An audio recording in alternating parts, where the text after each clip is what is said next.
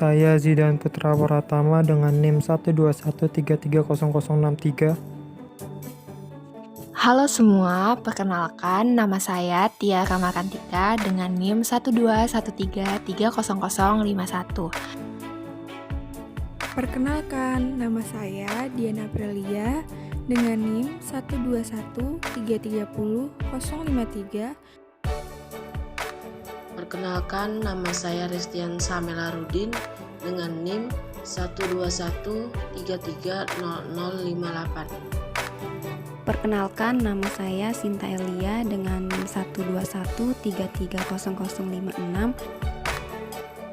Nama saya Hans Peter Elmanto Sembiring, NIM 121330062.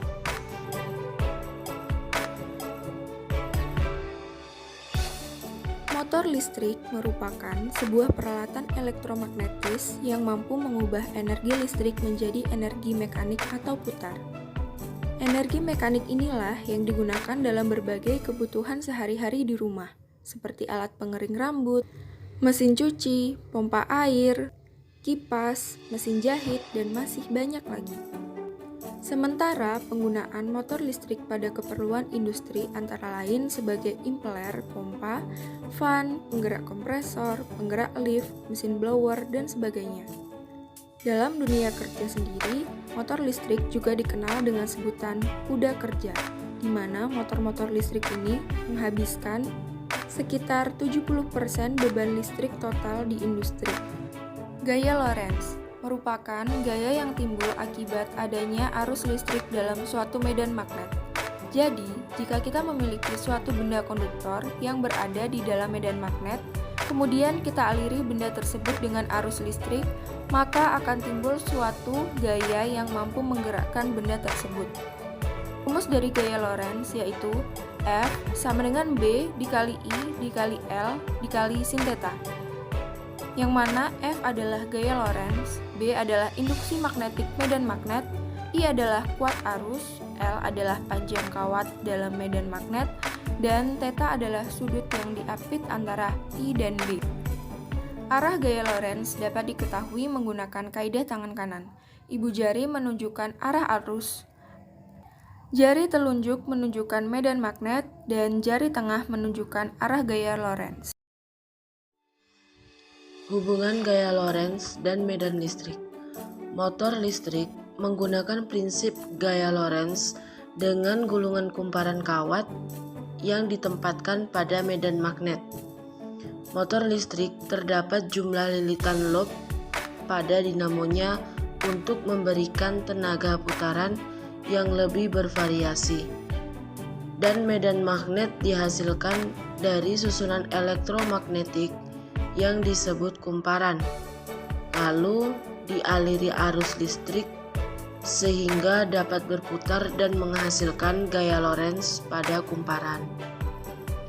Jenis-jenis motor listrik.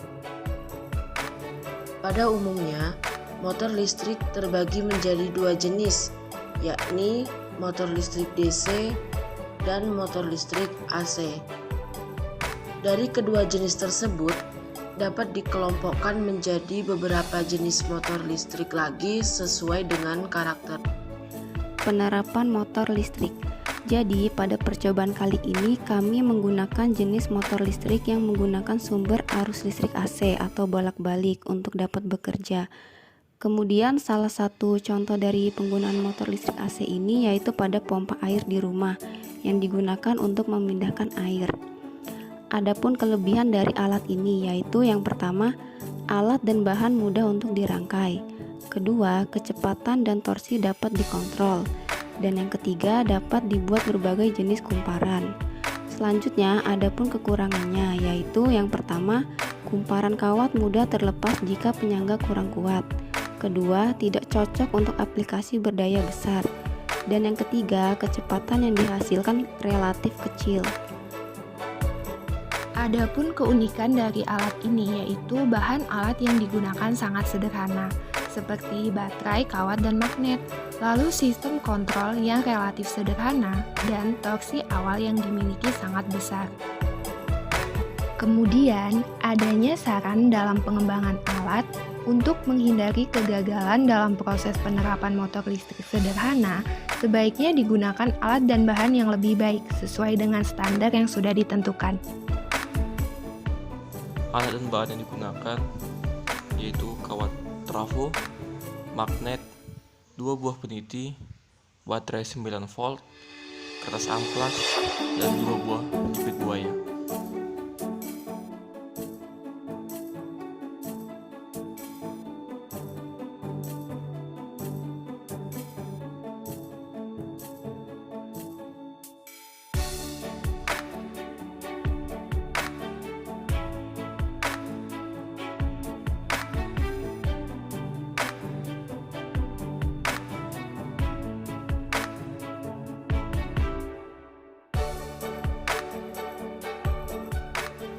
Langkah-langkah pembuatannya yaitu pertama-tama kawat trafo kita lilit secara melingkar dan kedua ujungnya diamplas menggunakan kertas amplas yang ada. Langkah selanjutnya, 2 buah kancing peniti ditancapkan berdiri di alas yang sudah ada dan ujung dan kepala kancing peniti sudah dibuang. Lalu letakkan magnet di tengah-tengah 2 kancing peniti tadi. Lalu letakkan juga kawat trafo yang sudah dililit dan ujungnya sudah diamplas. Selanjutnya, hubungkan 2 buah capit buaya dengan masing-masing ujung kepada kancing peniti dan masing-masing lagi kepada 2 buah kutub yang ada pada baterai.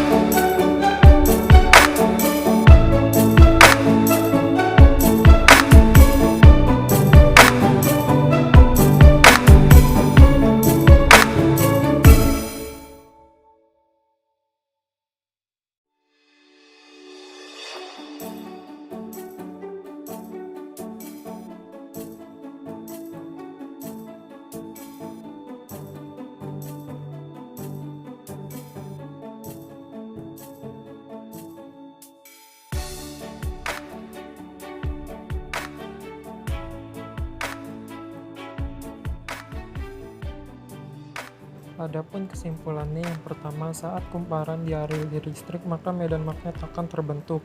Yang kedua, daya dari baterai akan memberikan medan magnet. Yang ketiga, jumlah lilitan akan berpengaruh terhadap kumparan.